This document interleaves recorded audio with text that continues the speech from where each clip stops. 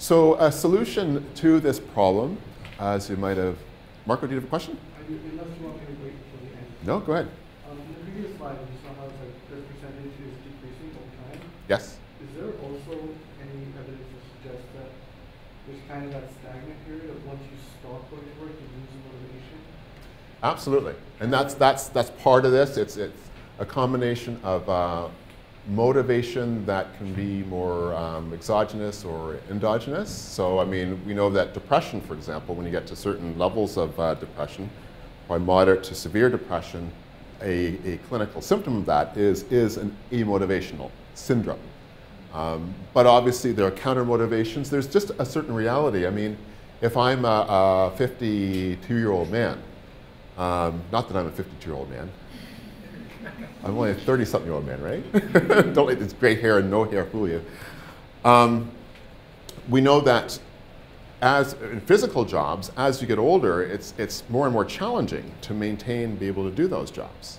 If you take any kind of break, right, it's going to be that much more difficult to get in there. There's going to be kind of a natural decompensation, deterioration, atrophy, whatever you want to call it. The same is going to be true for more cognitive demands. I mean, I probably recognized this by the time I was in grade 6. I mean, what happens from June 30th until the day after Labor Day? Can you write anymore? Can you read anymore? Can you do math anymore? Sorry? Every undergrad attests to that, like September 3rd. That's right, exactly, exactly. So, and we're talking about people who are having a good time during the summer, maybe working hard, but having, relatively good time.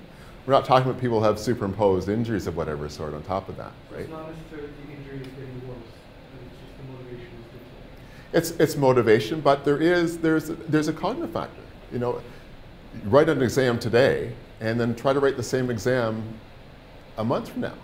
How do you do? Does anybody do well if you haven't studied between today when you've done your exam and 6 weeks later?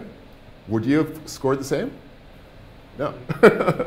So we're talking about very normal kind of atrophy kinds of process. Why do we lose these skills? Why do we have to practice skills to maintain them, right? In terms of brain functioning, we know that we're losing cells all the time, and we have to keep those neural pathways alive through practice. So that's not necessarily a motivational thing. It's a very realistic kind of prospect. What if I'm in IT or a fast-moving field? If I've been out of IT for 2 years, what are my chances of getting back in there again? Like two more operating systems. Exactly, that's right. So we're in a faster-moving world. It's not just IT, but there are many different occupational areas where now the pace of change is so rapid. Oftentimes it's a combination of the field plus technology, right? But it's also the explosion of just knowledge in almost every single field. Even professors tell me they can't keep up. You can't keep up with the literature these days? I admitted how dumb I was in class the other day. There you go. And he's one of the bright ones. I'm thinking that I knew everything. There you go. There you go, yes. So I think all these things come to play. So it might be a very legitimate motivational thing, but it might be just a fear. There's no way I can compete now, realistically, with or without my impairment, I might say.